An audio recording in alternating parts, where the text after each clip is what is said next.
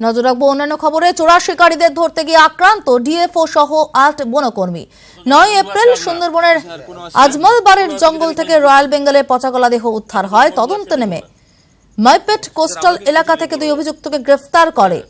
আমাদের ডিএফও সাহেবকে প্রচুর মেরেছে, মানে কুলতলি বিড অফিসার আপনি, আর উনি ঝড়খালির বড় বাবু বিড অফিসার, ঝড়খালির বিড অফিসার, আর আপনি কুলতলি বিড অফিসার। তাদের জিজ্ঞাসাবাদ করার পরেই বন দপ্তর তল্লাশি অভিযান চালায় মইপেট কোস্টাল এলাকায় এবং তখনই বনকর্মীদের ওপর চড়াও হয় অভিযুক্তরা। আমাদের ডিএফও সাহেবকে প্রচুর মেরেছে, মানে কুলতলি বিড অফিসার আপনি, আর উনি ঝড়খালির বড় বাবু বিড অফিসার, ঝড়খালির বিড অফিসার, আর আপনি কুলতলি বিড অফিসার। ডিএফও সহ ৮ বনকর্মী আহত হন। 4 জন গুরুতর অবস্থায় হাসপাতালে ভর্তি।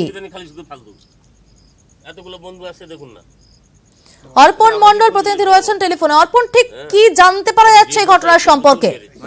দেখো, গত 9 তারিখে যে আজমলবাড়ি জঙ্গলে বাঘের মৃতদেহ উদ্ধার হয়, তারপরে বন দপ্তর সূত্রে বিভিন্ন এলাকায় তারা তল্লাশি চালায় এবং শেষ পর্যন্ত 2 জনকে গ্রেপ্তার করে 11 তারিখ। এর পরেই কিন্তু যে মূল পান্ডা তার খোঁজে তার নাম উঠে আসে বন দপ্তরের কাছে। গতকাল রাত্রে মনসাতলা এলাকায় তারা অভিযান চালায় এবং সেই অভিযানে ডিএফও সহ বন দপ্তরের একাধিক আধিকারিক তারা ছিলেন এবং যখনই তারা মনসাতলা এলাকায় অশোক মন্ডল এবং আরো কয়েকজনের বাড়িতে যখন যায়, তখনই এলাকাবাসী তাদের উপর চড়াও হয়। বাঁশ এবং ধারালো অস্ত্র দিয়ে তাদের উপর আক্রমণ চালায়। ঘটনায় এখনো পর্যন্ত ডিএফও সহ 8 জন মতো তারা গুরুতর জখম, যার মধ্যে 4 জনের অবস্থা আশঙ্কাজনক।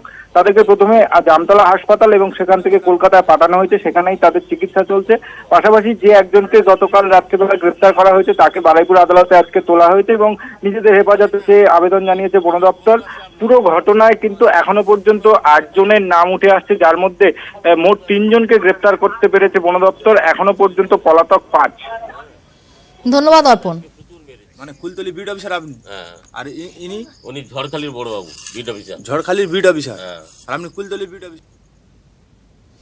23 এপ্রিল তৃতীয় দফার ভোট গোটা দেশ জুড়ে। এবার সেই সংক্রান্ত সব খবর নিয়ে সিংহাসনের মহাসংগ্রাম।